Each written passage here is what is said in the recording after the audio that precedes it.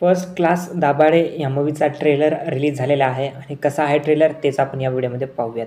तर बघा, pure family entertainer family drama movie आहे, ज्यामध्ये 3 भावंडांची गोष्ट आपल्याला दिसणार आहे. आता स्टोरी काय असेल काही नाही.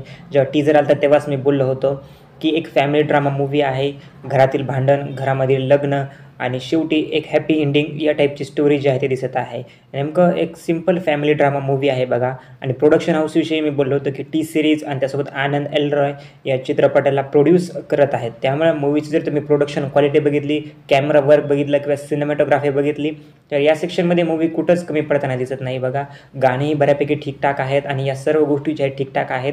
परंतु मेन म्हणजे की सध्या फॅमिली ड्रामा ही मूव्ही चालेल का नाही. तर मागच्या वर्षीच रिलीज झालेले 1-2 मराठी चित्रपट आहेत. घरात गणपती असेल का आणखी 1-2 चित्रपट होते ज्यांनी की चांगलं परफॉर्म केलं. जर कंटेंट चांगला असेल याही मूव्हीचा तर नक्कीच मराठी प्रेक्षक जे आहेत याही चित्रपटाला सपोर्ट करतील असं मला वाटतं बघा.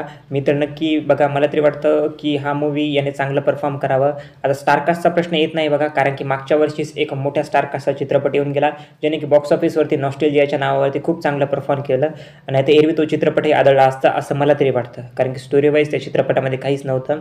परंतु नॉस्टेल्जियाच्या नावावरती त्या चित्रपटानं खूप काही करून दाखवलं. परंतु हाही चित्रपट जर खरंच कंटेंट वाईज जर चांगला निघाला, स्टोरी वाईज जर चांगला निघाला तर नक्कीच याही चित्रपटाला मराठी प्रेक्षक सपोर्ट करतील असं मला वाटतं. ओव्हरऑल ठीकठाक ट्रेलर मला वाटलं बघा.